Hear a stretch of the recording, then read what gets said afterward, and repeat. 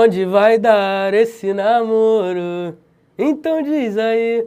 Pô, me amarrava nesse forrozinho. Como eu tô aqui em Recife, tô doido pra ir num forró. O problema é minha mulher, né? Se ela descobrir, não vai dar certo essa parada, não é verdade?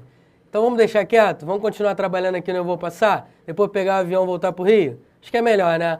E aí, o que você me diz? Deixa quieto. Olha na telinha, vamos lá, vamos trabalhar. Vou falar agora sobre a derivação regressiva, também chamada de regressão. A derivação regressiva é muito fácil. A derivação regressiva é o seguinte. Quando você tem um substantivo abstrato indicando ação, que deriva de um verbo que indica ação, note que há perda de elementos. O AR some. Percebe? Percebe que tanto a vogal temática A quanto a desinência de infinitivo R somem? E aí eu coloco uma vogal temática nominal para formar um nome, para formar um substantivo. Note que nessa perda de elementos, o vocábulo fica menor. Resgatar, resgate. Percebeu que resgate tem 1, 2, 3, 4, 5, 6, 7. Tem 7 fonemas. E resgatar 1, 2, 3, 4, 5, 6, 7, 8 fonemas. Então a palavra regride, ela diminui do ponto de vista fonético. Ou seja, resumindo, vamos lá. A palavra que sofreu derivação regressiva é aquela que é um substantivo abstrato, indicando ação, que vem de um verbo que indica ação. Nessa passagem de verbo para substantivo, o que ocorre? A vogal temática do verbo cai, a desinência de infinitivo cai, e aí entra uma vogal temática nominal para formar um nome, para formar um substantivo. Beleza? Show de bola. O mesmo ocorre em avançar e avanço. Avanço é um substantivo abstrato que indica ação, que deriva do verbo avançar. Note que houve perda de elementos e houve o acréscimo de uma vogal temática nominal. Beleza? Tranquilo? Olha para mim rapidinho, se liga só. Infelizmente, alguns professores ensinam que a derivação regressiva é quando há uma diminuição no número de letras. Não é uma diminuição no número de letras, coisíssima nenhuma. É uma diminuição no número de fonemas. Quer ver um exemplo? Embarcar, embarque. Embarque é um substantivo abstrato que sofreu derivação regressiva do verbo que indica ação é embarcar. Só que o número de letras é o mesmo. Vamos lá. E-M-B-A-R-C-A-R. 8 letras. Agora, embarque. E-M-B-A-R-Q-U-E. 8 letras. Então, não é uma redução de número de letras. É uma redução no número de fonemas. Embarcar tem um fonema, em, é um dígrafo nasal, B-A-R-C-A-R, 7 fonemas. E embarque tem em, um fonema, dígrafo nasal, B-A-R-Q-U, Q-U é um dígrafo consonantal, conta como um fonema só, e o E, de embarque, né? Embarque. Então eu tenho 6 fonemas. É uma redução no número de fonemas. Derivação regressiva é isso. É quando um verbo se transforma, vamos dizer assim, num substantivo abstrato indicando ação. Nessa passagem, há uma redução no número de fonemas. A perda de elementos verbais e um acréscimo de uma vogal temática nominal. Tudo bem? Fechou. É isso. Não confunda. Quer ver? Vou te dar um exemplo aqui. Telefonar, telefone. Telefone é um substantivo? É. Telefonar é um verbo? É. Telefonar é indicação? Sim. Telefone é indicação? Não é um substantivo abstrato. Telefone é um substantivo concreto, beleza? Substantivo concreto, telefone, não é abstrato. Pô. Dá para pegar, é concreto, não é isso? Tia Teté que ensinava assim, né? A gente vai ver em substantivo concreto que a banda não toca bem assim, não. Mas enfim, o telefone é um substantivo concreto, não é abstrato. Então não sofreu derivação regressiva. Na verdade, o processo aí entre telefonar e telefone é inverso. Eu tenho telefone, palavra primitiva, aí eu acrescentei o sufixo formador de verbo AR e formei o verbo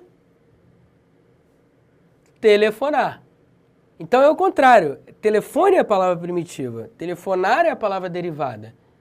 E não o contrário, beleza? Tranquilo? Cuidado. Para o substantivo ter sofrido derivação regressiva, tem que ser abstrato, indicação. Olha na telinha, vamos lá. Derivação imprópria ou conversão. Por que a derivação imprópria é chamada de conversão também? Porque há uma conversão do ponto de vista morfológico.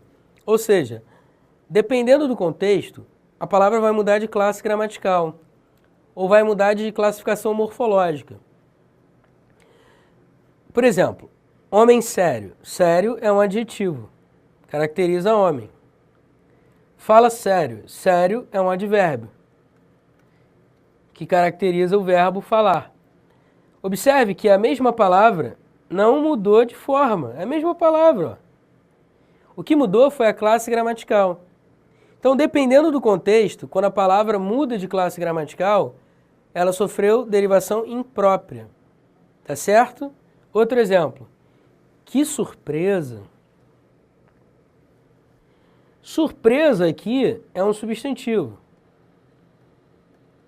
Agora, festa surpresa. Surpresa aqui é um adjetivo, porque está caracterizando o substantivo festa. Então, quando uma palavra muda de classe gramatical, eu digo que ela sofreu derivação imprópria. Na verdade, não é quando ela muda de classe gramatical. É quando ela muda de classificação morfológica. Quer ver? Ó? Se liga nesse outro exemplo. Há contra-reformas e pró-reformas. Contra-reformas, esse contra é um prefixo. Pró-reformas, esse pró é um prefixo. Agora, observe esta frase. Há muitos prós e contras. Agora, prós e contras deixaram de ser prefixo. Prefixo não é classe gramatical. E passaram a ser substantivos. Então, quando um elemento, um vocábulo, mudar de classificação morfológica, deixar de ser prefixo, nesse caso, né? E passar a ser substantivo, quando mudar de classificação morfológica, eu vou dizer que ocorreu derivação imprópria ou conversão. Tudo bem? Tranquilo? Olha para mim rapidinho. Eu não vou escrever isso porque o que eu vou te dizer é muito raro em prova de concurso. Eu só vi até hoje em prova militar. De qualquer maneira, não custa falar, né? Vai que, né, a gente nunca sabe. Existem outros tipos de derivação imprópria, além dessas mudanças que a gente viu aqui, né? De classe gramatical, de classificação morfológica. Vou te dar um exemplo. Quando um substantivo próprio se torna substantivo comum, ou quando um substantivo comum se torna substantivo próprio, a gente diz que ocorreu derivação imprópria. Por exemplo, o meu sobrenome é Pestana. Só que Pestana é um substantivo comum. Pestana é isso aqui, ó, cílios. Isso é pestana. Fico bonito sem óculos? Só não enxergo nada, mas vamos lá.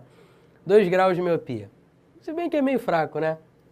Minha mulher tem 7 graus de miopia, vai fazer a cirurgia daqui a pouco. Coitada, né? Cegona, né? Tem que usar lente de contato. Eu não consigo usar lente de contato. Por que eu tô falando isso, hein? Voltando à aula. Maluquice, tô doidão aqui de orégano. Vamos lá. Se liga só. O que eu tava falando? Ah, tá. Substantivo comum para próprio, para comum, derivação imprópria, né? Então, ó, pestana é um substantivo comum. Beleza? Cílios, pestana, substantivo comum. Só que, quando esse nome, esse substantivo comum, se tornou meu, se tornou minha propriedade, ele virou um substantivo próprio de minha pessoa. Então, se ele virou um substantivo próprio, e eu vou passar a escrever com letra maiúscula, né? Porque substantivo próprio é escrito com letra maiúscula, de acordo com as regras convencionadas da ortografia. Se houve uma passagem do substantivo comum para próprio, eu vou dizer que houve derivação imprópria. É a mesma coisa, cara. Por exemplo, Machado de Assis. É um Machado de Assis? Não, pô. Machado, substantivo comum, se tornou substantivo próprio, quando virou o nome do cara. Machado de Assis. Beleza? Isso também é derivação imprópria, quando passa de substantivo comum para substantivo próprio. E o contrário também é verdadeiro. Quando você diz assim, pegaram o cara para Judas, pegaram o cara para Judas, ou você é um Judas. Judas é um substantivo próprio, né? O camarada lá que traiu Cristo por 30 moedas de prata, depois se enforcou porque viu que tinha feito M, né? Muito bem. Então, Judas, letra maiúscula, substantivo próprio. E quando a gente diz, você é um Judas, Judas aí virou substantivo comum. Derivação imprópria, porque houve essa mudança aí. Beleza? Tranquilo? Vou parar por aqui, senão eu vou ficar falando sobre isso e não cai em prova, que cai em prova normalmente é mudança de classe gramatical. Tá certo? Vamos que vamos, continuando. Composição. Este é um outro processo de formação que, junto com derivação, também cai bastante em prova. Agora, o que cai mais é a derivação mesmo. Todas as derivações caem bastante. Composição, vamos lá. A composição é a união de radicais. Existem dois tipos de composição. Composição por justaposição e composição por aglutinação. Raciocina comigo. Quando você diz que um substantivo é composto, adivinha por que ele é composto? Porque ele sofreu o processo de composição. Ou seja, união de radicais. Tudo bem? Vamos lá. Quinta-feira. Eu tenho dois radicais, um ao lado do outro, ligado por hífen. Não há perda de elementos e por isso eu vou dizer que ocorre composição por justaposição. Então, na composição por justaposição, não há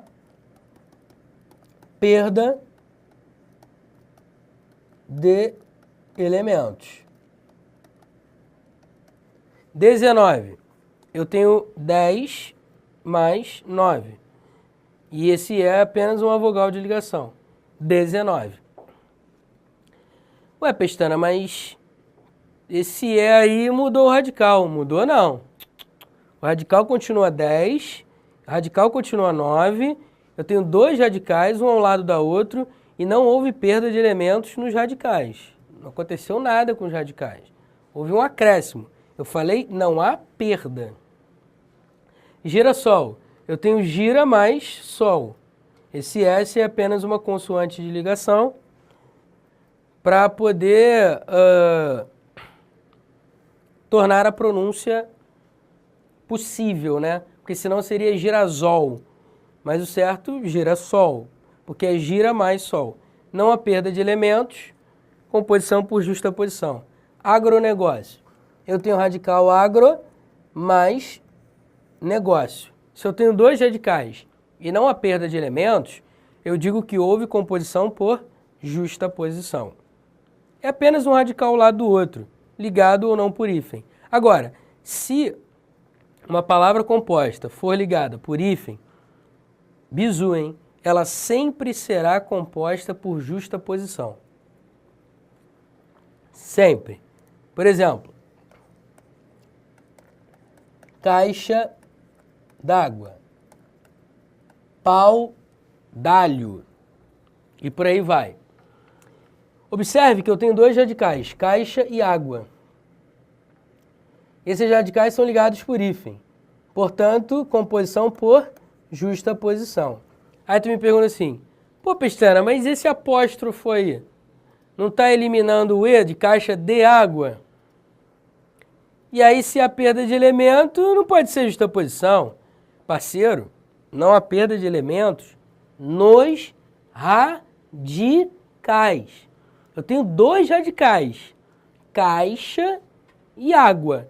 Houve perda de elementos em caixa? Não. Houve perda de elementos em água? Não. Se não houve perda de elementos nos radicais, composição por justaposição. O D aí é apenas uma preposição, não é uma palavra que tem radical. É apenas um elemento de ligação, o D. Tá certo? Beleza? Radical, palavra tem que ter radical. D não tem radical, pô. Então não é palavra, é vocábulo. Tá certo? Não viaja. Só tem dois radicais, caixa e água. O D é apenas um elemento de ligação. Se não houve perda de elementos nos radicais caixa e água, então, composição por justaposição. Desculpa, vamos lá. Composição por aglutinação. Vinagre, aguardente, planalto, boquiaberto.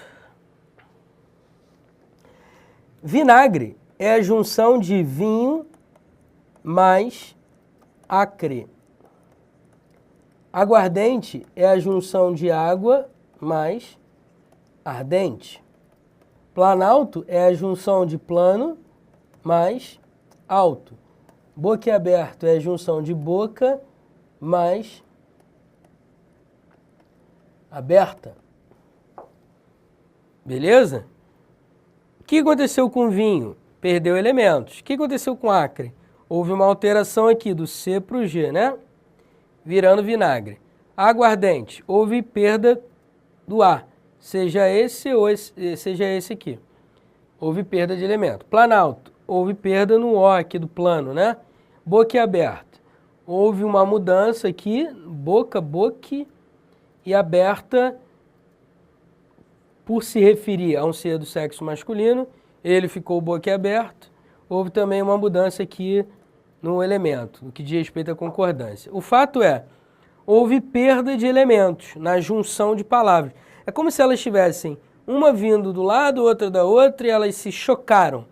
Nesse choque houve perda de elementos e elas formaram uma palavra só na língua portuguesa. Composta, obviamente, porque tem mais de um radical. Mas houve perda de elementos. É que nem petróleo, pedra mais óleo, petróleo. Houve perda de elementos na junção desses radicais, ok? Show? Vamos que vamos! Vamos para terminar, hein? Vamos lá. Que eu quero fazer aqui uma questãozinha. Ó, questão. Vamos lá, coloquei duas questões para provar aquele lance do derivação prefixal, sufixal, Béchar e companhia. Vamos lá. Onomatopeia. Ou onomatopeização. É o processo de formação de palavras em que as palavras imitam sons de animais. Tic-tac, bem-te-vi. Tic-tac é o som do relógio, bem-te-vi é o som do pássaro. Isso eu falei até em outra aula, em figuras de linguagem. Bum! Bum é um barulho de uma explosão ou de um choque, alguma coisa assim. Assim como pou, né? Barulho de um soco, pou. Miar, latir, zumbi, cacarejar, coachar, enfim. Quaisquer verbos que imitam vozes dos animais, eu tenho onomatopeia. Miau, miau, miau. Miar. Zumbi. Percebe? Então as palavras surgiram a partir de sons produzidos por animais, coisas, etc e tal. Tem vários outros, né? Reco-reco, ping-pong e por aí vai. Vamos lá. Abreviação. Abreviação é quando uma palavra tem seus elementos cortados até um determinado ponto que quando você pronuncia a palavra, você ainda sabe do que se trata. Por exemplo, moto, eu sei que é uma motocicleta. Pneu, eu sei que é um pneumático. Engraçado, né? Algumas palavras são conhecidas mais como na sua forma abreviada do que na sua forma original, né? Você sabia que pneu vinha de pneumático? Quilo vem de quilograma. Pornô, pornográfico, pornografia. Nando, de Fernanda. Peixe, de pestana.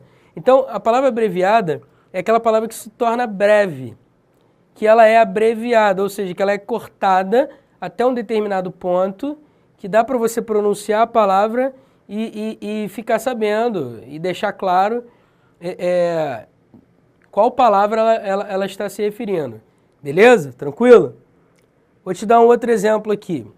Metrô seria metroviário. Pólio seria poliomielite. Otorrinolaringologista. Como é que a gente fala? Eu fui ao otorrino. Então a gente abrevia as palavras para tornar a fala mais dinâmica, mais rápida, mais breve. Na internet a gente faz isso o tempo todo. O tempo todo. Além de outras criações que a internet nos permite. Beleza? Show de bola. Sigla. A sigla é a união das iniciais de uma expressão. Então, o FRJ, Universidade Federal do Rio de Janeiro. FGV, Fundação Getúlio Vargas. ESAF, Escola de Administração Fazendária. Acho que é isso. Eu tinha que saber, né? Mas enfim.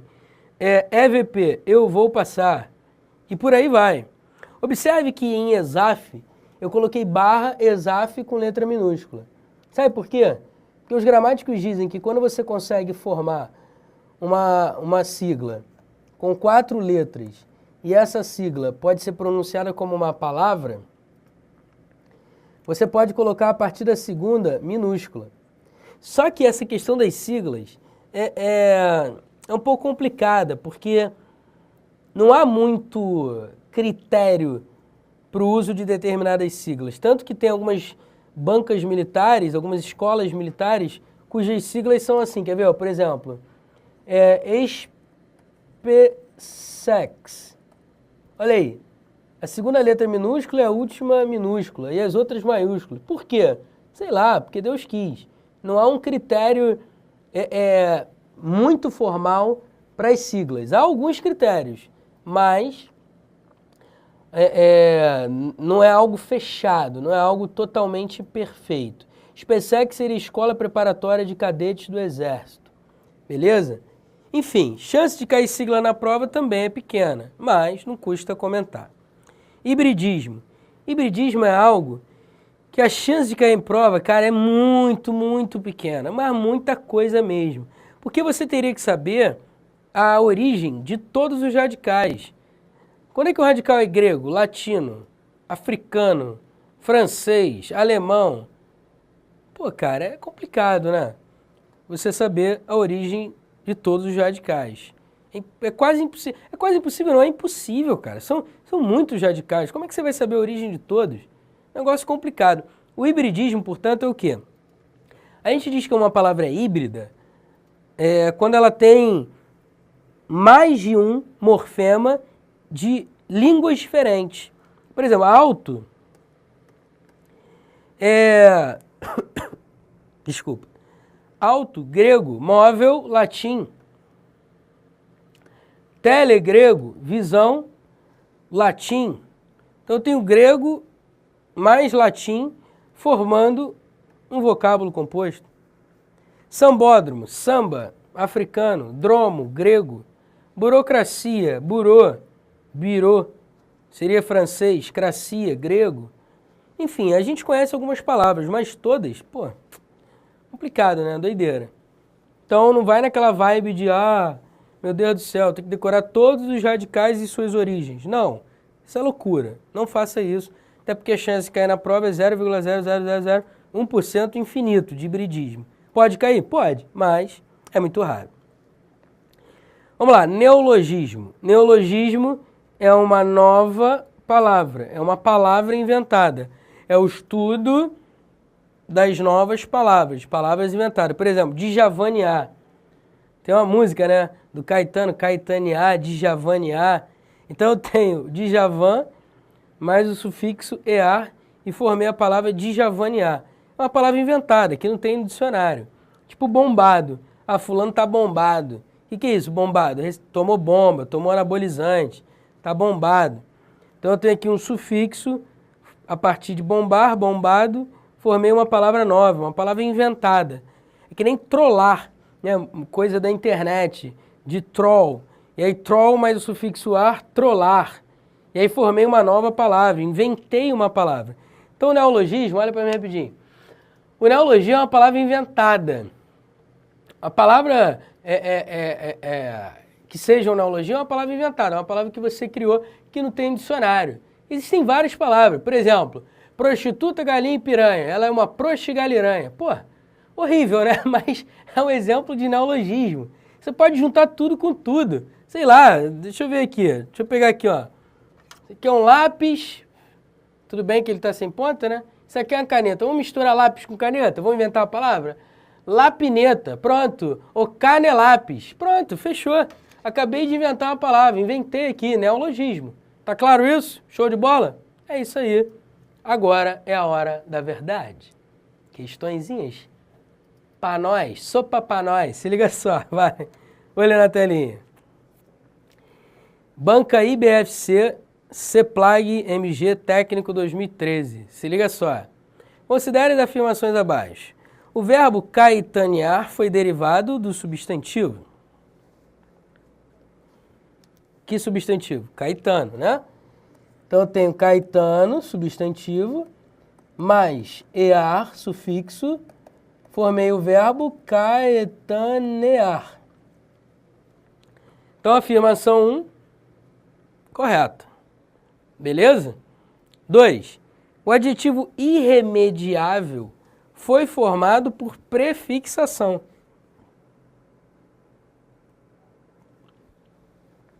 O adjetivo irremediável foi formado por prefixação. Olha aí, eu tenho mediar, não é isso? Que, junto com o prefixo re, formou remediar. E aí eu tenho o sufixo vel, que formou remediável. E eu tenho o prefixo i. Esse R aqui é só uma consoante de ligação. Esse i aqui é um prefixo de negação, de contrariedade, oposição.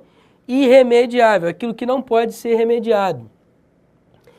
Então, não seria um caso em que eu deveria dizer que irremediável sofreu derivação prefixal e sufixal, de acordo com a visão tradicional? Afinal de contas, pensa comigo. Mediar, remediar, remediável e irremediável. Tira o i. Existe a palavra remediável? Sim. Tira o vel. Existe a palavra irremedia? Não. Não existe esse vocábulo no dicionário. O fato é, dá para tirar pelo menos um, dois afixos, ou o prefixo ou o sufixo, e sobrar uma palavra? Dá. Se eu tirar o prefixo i, vai sobrar a palavra remediável. Então, Pestana, derivação prefixal e sufixal, é que nem infelizmente, é que nem infelicidade, é que nem desagregação, como você falou nas aulas passadas. É, meu nobre, mas eu falei também que existe o ponto de vista do Bechara. E aí, como é que o Bechara analisa irremediável? Ele analisa assim, ó.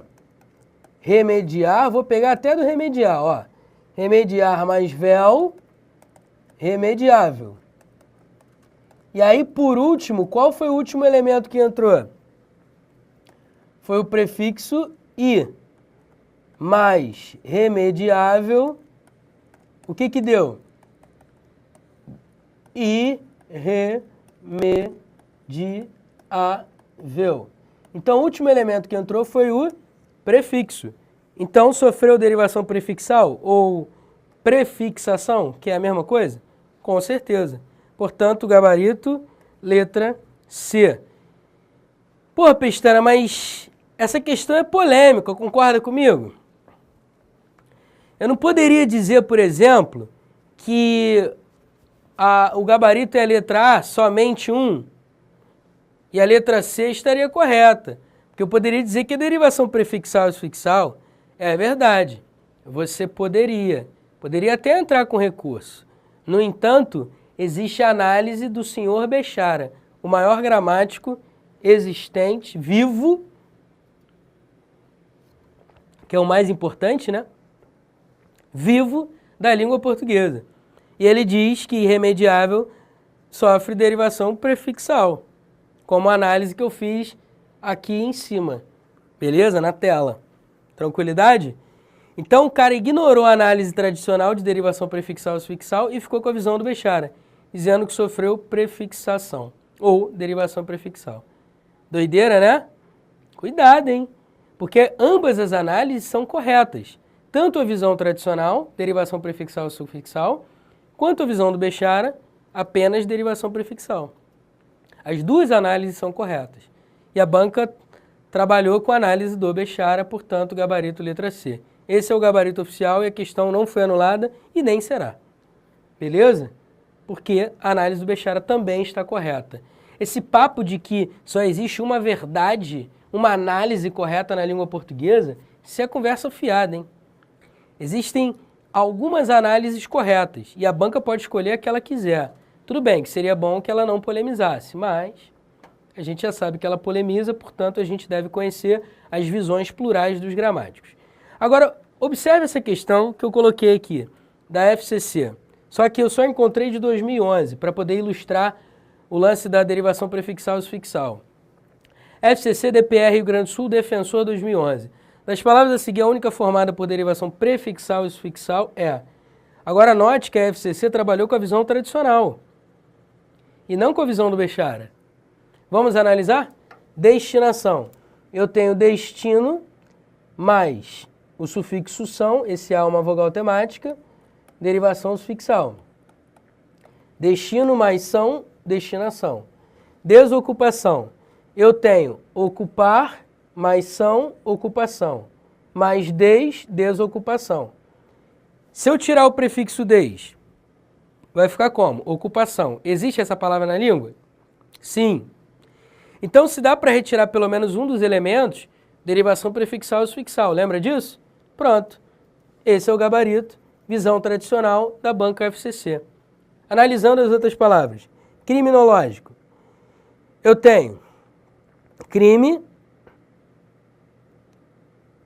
não é isso?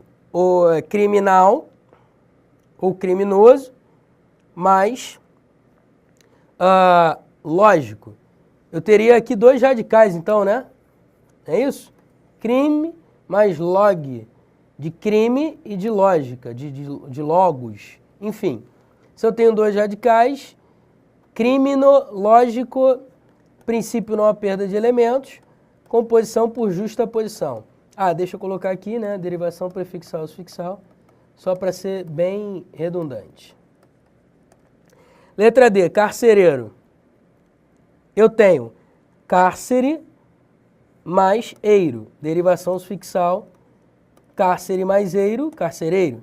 Preventivamente, preventivo mais mente, eu tenho sufixo, derivação sufixal, preventivamente. Portanto, olha para mim rapidinho, se liga só para fechar, eu sei que eu já extrapolei o tempo.